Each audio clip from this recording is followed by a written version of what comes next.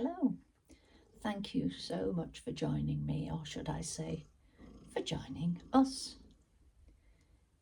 This is a treat that's only happened quite recently, that Mishka has decided that after quite some years of living with me, yes, that he is actually safe to become a lap cat. On his terms, as you can see. That was, don't do that anymore, I will let you know what I want you to do. That's all right. I don't mind being controlled by a cat. I mean, I'm controlled by a robin as well, so what the heck. So, excuse the cut off of my head, you're not missing anything. But it is lovely to be able to share time with Mishka and to feel that I've got the spare time now to do it, and it's taken a long time for me to actually say that. Are you doing one of your circles? Yeah, I'm always busy, aren't I?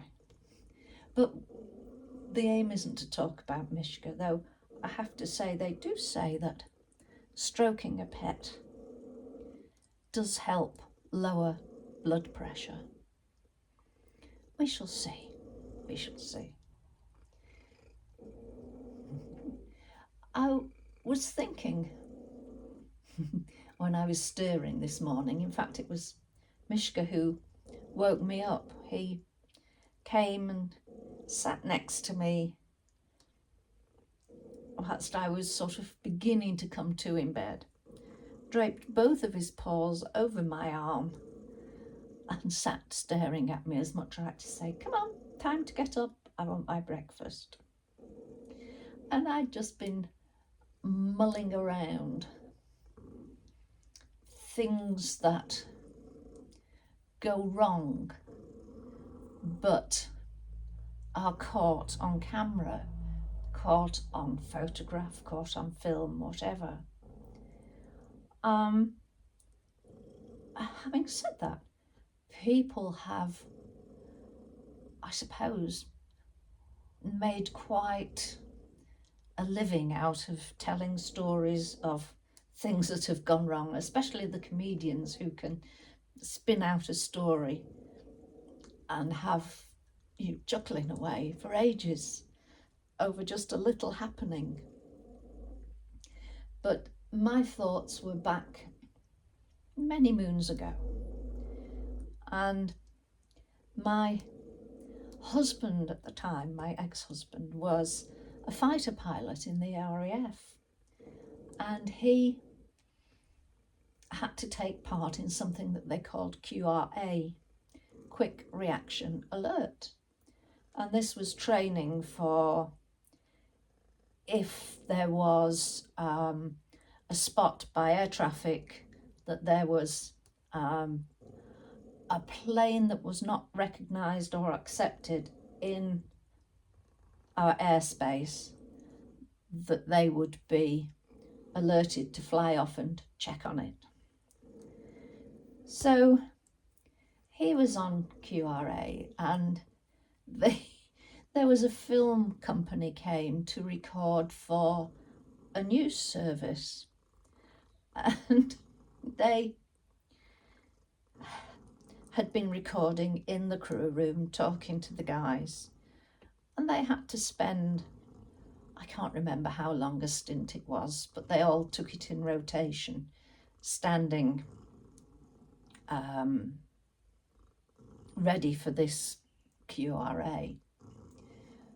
But they then had a practice one that they recorded, and the aim is that a bell, a siren, something goes, the pilot and the navigator run out to the aircraft, which is standing ready to go, fully fueled, fully armed, And at this, I don't know whether, I presume at the sound of the buzzer, it was already connected up to external supplies of everything. It was then literally ready to go. And as they rushed out of the door, my husband, they were carrying, I think the bone domes, the helmets were kept by the aircraft. So it would just be the harnesses, not for the ejection seat, for, oh, I don't know, but some webbing he was carrying. It's been a lot of years ago, so I can't remember exactly what. It caught on the door handle and sort of yanked him back. And this was way before 24-hour news service. And that evening, it was on each news, and the following morning, a number of phone calls that we had from friends saying, oh, that wasn't a bad show, was it?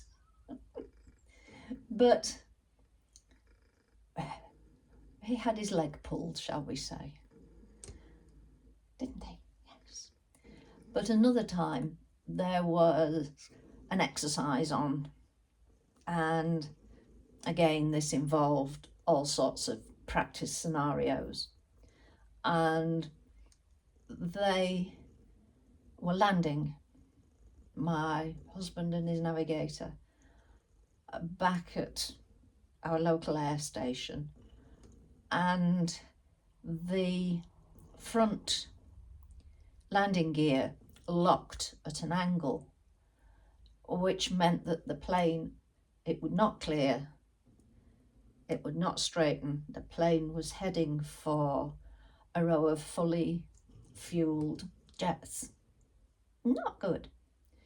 And they weren't supposed to eject on grass because the bumping on the grass can affect the mechanism of the ejection seat. So almost on touchdown, they ejected.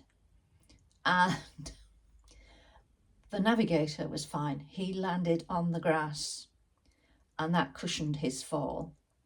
Whereas my husband crunched down onto the runway because obviously the jet seat had thrust them up, but they weren't very long in the parachute to slow them down.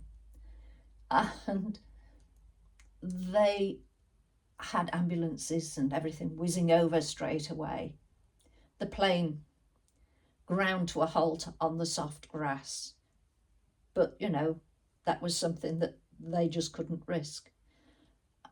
And the ambulance personnel were all with the navigator because they actually thought that my husband was dead because he was just lying so still on the runway, not quite knowing where he hurt most.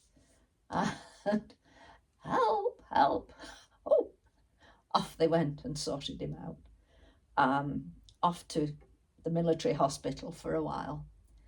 And the thing he wanted to know was, have I shrunk since my ejection? And he had. But again, something bad happening. And because it was exercise time, there were lots of air spotters, plane spotters along the fence. So immediately the RAF police went round asking for copies of pictures or video so that they could determine just what had happened.